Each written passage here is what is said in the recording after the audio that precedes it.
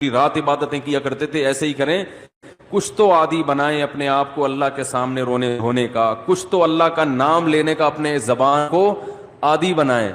جو تبلیغ والے تسبیحات بیان کرتے ہیں، جو صحیح احادیث سے ثابت ہے کہ 100 مرتبہ صبح لا الہ الا اللہ وحدہ لا شریک لہ لہ الملک ولہ الحمد وہو علی کل شیء قدیر، اور بعض روایت میں یحیی و یمیت وہو حی لا یموت.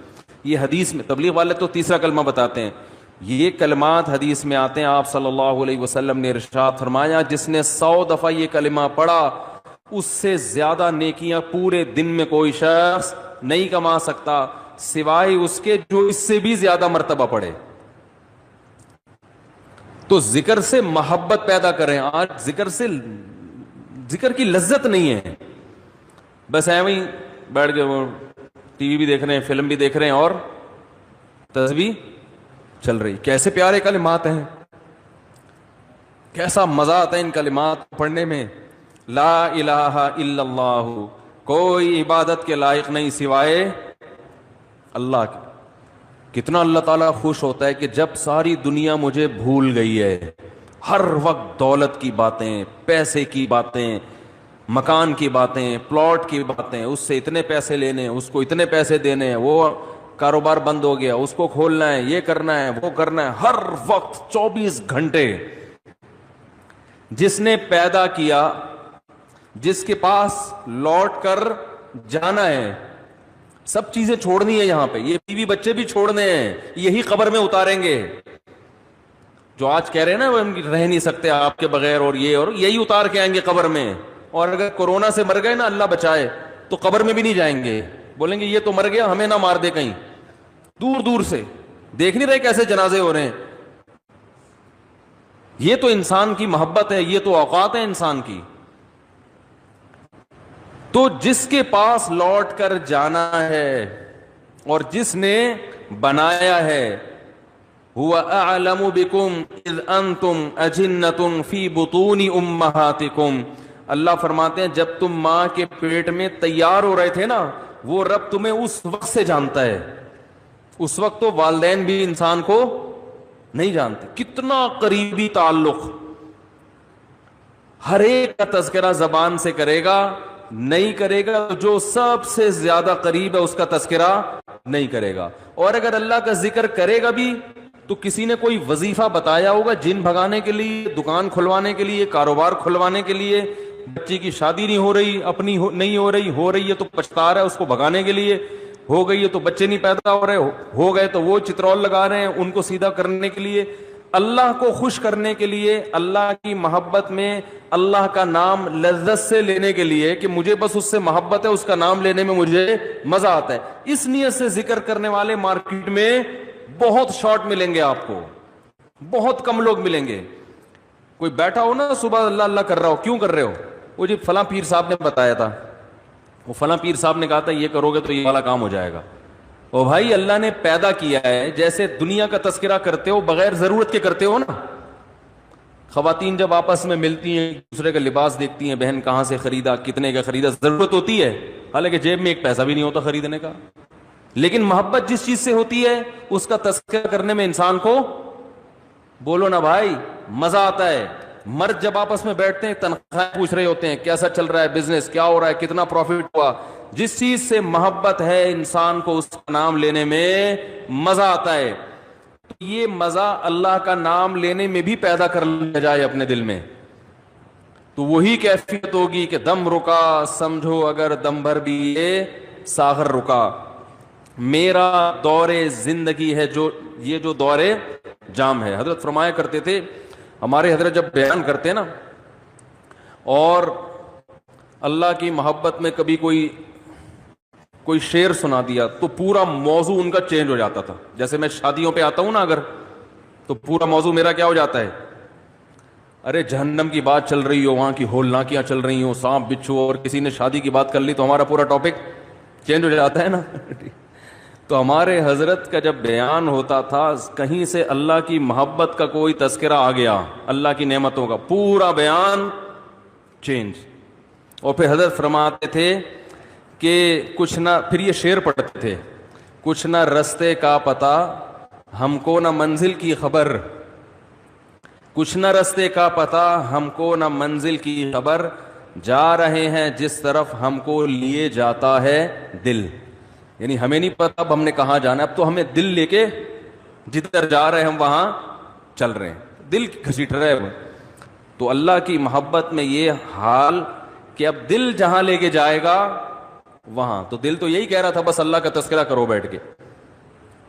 تو اسی طرح یاد رکھیں، یہ جو اہل اللہ جو دعا مانگتے ہیں، یہ دنیا داروں کی عادت ہوتی ہے. دعا مانگ رہے ہیں قبول نہیں ہو رہی، ہم تو کام ہی نہیں بن رہا، 20 سال سے شادی کر رہے ہیں شادی نہیں ہو رہی، 20 سال سے کاروبار کی دعا مانگ رہے ہیں، کاروبار نہیں مل رہا، 25 سال سے یہ دعا مانگ رہے ہیں، یہ نہیں ہو رہی. یہ دنیا داروں کی عادت ہے. اہل اللہ کہتے ہیں دعا مانگنے کی توفیق مل رہی ہے، بس اس سے بڑی کوئی نعمت نہیں ہے، کچھ نہ ملے ہمیں.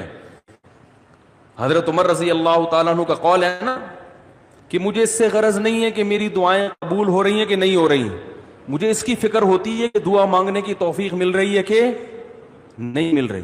اگر اللہ اپنے سامنے ہاتھ اٹھا کر دعا مانگنے کی توفیق دے رہا ہے، اتنی بڑی نعمت ہے کہ اس نعمت کے بعد مزید ہمیں کچھ نہیں چاہیے. بھائی اللہ توفیق دیا ہے، میرے سامنے ہاتھ اٹھا کے مانگو. تو یہ ہر ایک کو تھوڑی ملتی ہے توفیق. آج دنیا میں دعائیں مانگنے والے سب سے کم ہیں، سب سے کم. ایک تو مانگتے نہیں، اوپر سے مانگتے ہیں تو ایسے بد دلی کے ساتھ کہ وہ دل ہی نہیں لگ رہا ہوتا ان کا. اور پھر 2-4 دفعہ مانگے، بولے قبول، جا کے دیکھیں قبول ہوئی ہے کہ نہیں ہوئی ہے. رزق مانگے کہ اللہ مجھے اس کے حلال کشاد عطا فرما، اس کے بعد بٹوہ نکال کے چیک کر رہے ہوں یار کچھ بھی نہیں آئے، ویسے کہ ویسے ہی ہے. کاروبار لاک ڈاؤن کی وجہ سے ٹھپ ہوا ہے، بزنس کا بیڑا غرق ہوا ہے. تو بھائی جو اہل اللہ ہیں وہ کہتے ہیں دیکھو جتنا تعلق دعا کے وقت انسان کا اللہ کے ساتھ ہوتا ہے نا، اتنا کسی اور چیز میں نہیں ہوتا. براہ راست اللہ سے اپنی زبان میں مانگ رہا ہے. بھائی ذکر میں تو کم از کم اتنا ہوتا ہے کہ ترجمہ نہیں آتا تو پتہ ہی نہیں ہوتا کیا پڑھ رہا ہوں میں، لیکن جب دعا مانگ رہا ہوتا ہے تو براہ راست اللہ سے تعلق، یہ تو بہت گہرا تعلق ہے.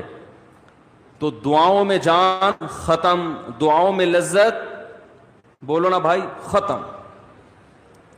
جب اللہ سے تعلق ہی کمزور پڑتا چلا جائے گا تو بھائی پھر جو اللہ کو خوش کرنے کے لیے جو اعمال اللہ نے بتائے وہ کہاں سے پورے ہوں گے؟ وہ تو ہو ہی نہیں سکتے پورے.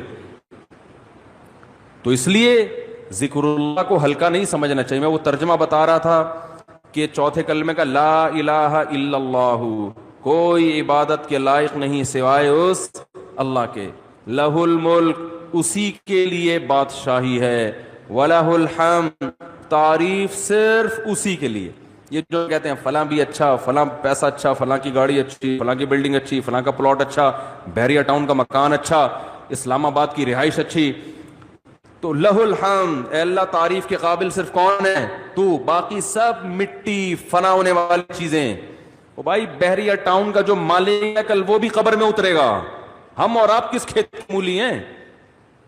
2-4 بنگلے بن گئے بحریہ ٹاؤن میں، 8-10 پلاٹ ہو گئے، وہ آدمی تمیز سے بات کرنا ہی چھوڑ دیتا ہے. بات میں بتا رہا ہوں، بحریہ ٹاؤن میں رشتہ لینے بھیجے گا، بحریہ ٹاؤن میں پلاٹ، تو رشتہ لینے بھیجنے کی پھر ضرورت نیٹ پہ ڈال دے، ٹھیک ہے نا؟ ایسا ہی ہے نا، رشتے خود آئیں گے، دھکے دے دے کے آئیں گے. ہٹو بھائی، آپ کے لیے وہ جو لوگ مجھے کہہ رہے تھے رشتہ تلاش کر رہے ہیں مل نہیں رہا، میں کہہ رہا ہوں تمہاری جیب میں کچھ ہے ہی نہیں تو رشتہ کہاں ملے گا؟ کہہ رہے ہیں استخارہ بھی نکال لیا پھر بھی نہیں مل رہا.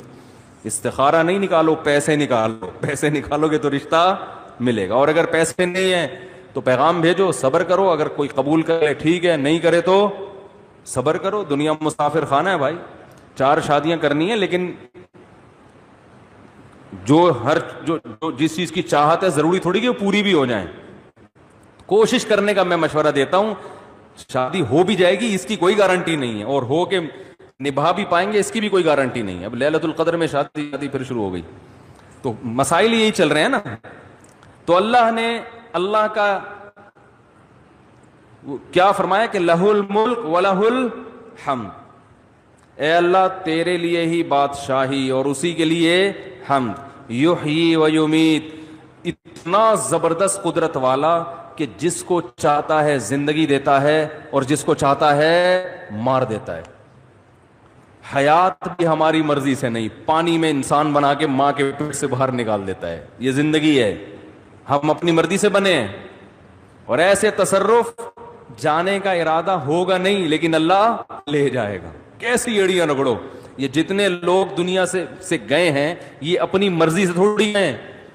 کیسے بڑے بڑے وڈیرے ہوتے ہیں، کیسے بڑے بڑے پاورفل طاقتور لوگ ہوتے ہیں، دنیا ان کے اشاروں پہ چلتی ہے، لیکن جب جانے کا وقت آتا ہے پوری ایڑی چوٹی کا زور لگا لیتے ہیں، مگر موت اپنے شکنجے گاڑ لیتی ہے، چھوڑتی نہیں ہے نا موت، کیسا پٹختی ہے موت۔ اب یہ جو کرونا وائرس سے اتنے لوگ مر گئے، کسی کو پتا تھا کہ مریں گے؟ ان کو اندازہ تھا پہلے سے؟ تو یحیی و یمیت، انسان اللہ کی تعریف میں یہ کلمات کہتے ہیں، اللہ وہی ہے حیات دیتا ہے اور وہی زندگی دیتا ہے، وَهُوَ حَيٌّ لَا يَمُوتُ، وہ زندہ ہے، اس پر کبھی موت نہیں آئے گی، وَهُوَ عَلَى كُلِّ شَيْءٍ قَدِيرٌ، اور وہ ہر چیز پر قدرت رکھتا ہے۔ تو یہ کلمات 100 دفعہ ترجمہ سوچ کے، مفہوم سوچ کے، صرف اللہ کو خوش کرنے کے لیے، اس نیت سے کہ اللہ کی محبت کی چنگاری ہمارے دل میں پیدا ہو جائے، تو ارادہ کرتے ہو کہ نہیں کرتے بھائی؟ زندگی بھر معمول بناؤ، 100 دفعہ صبح، 100 دفعہ شام۔ شیطان کیا کرے گا کہ جب آپ بیٹھو گے تو دل نہیں لگے گا آپ کا، کہو گے مفتی صاحب نے تو کہا تھا دم رکا سمجھو اگر دم بھر بھی یہ ساغر رکا۔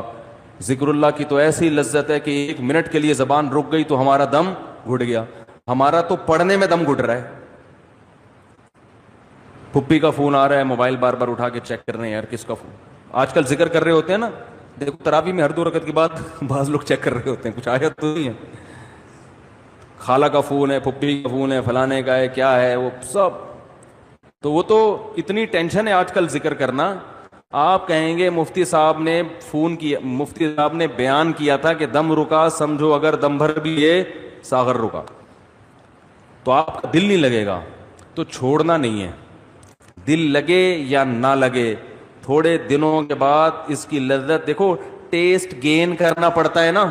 مجھے یاد ہے جب یہ ڈیو نئی آئی نا، تو پیپسی والے ڈیو فری میں بانٹ رہے تھے، کیونکہ پہلی دفعہ ڈیو پینا ایسے لگتا ہے جیسے کھانسی کا شربت پی رہے ہیں، ایسا ہی تھا نا، لوگ نہیں پی رہے تھے، انہوں نے فری بانٹی۔ ہماری قوم ایسی ہے، فری میں آپ بلیچ بھی پلا دیں تو پی لے گی، بھائی فری ہے نا، پیسے تھوڑی خرچ ہو رہے ہیں۔ تو لوگوں نے فری میں پینا شروع کرتے کرتے اس ٹیسٹ کے کیا ہو گئے،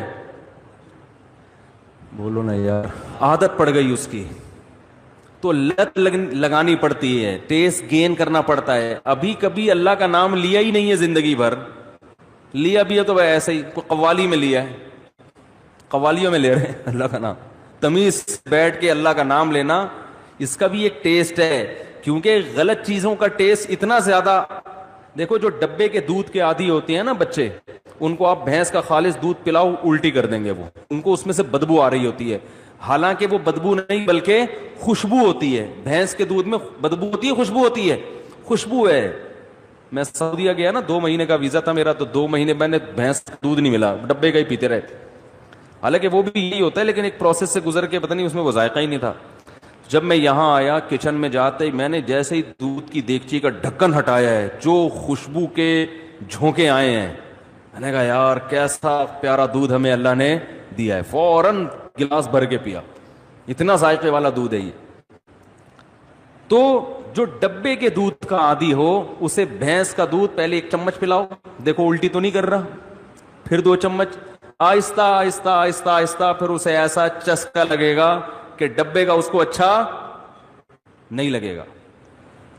جس بچے کو دیسی گھی کھانے کی عادت نہیں ہے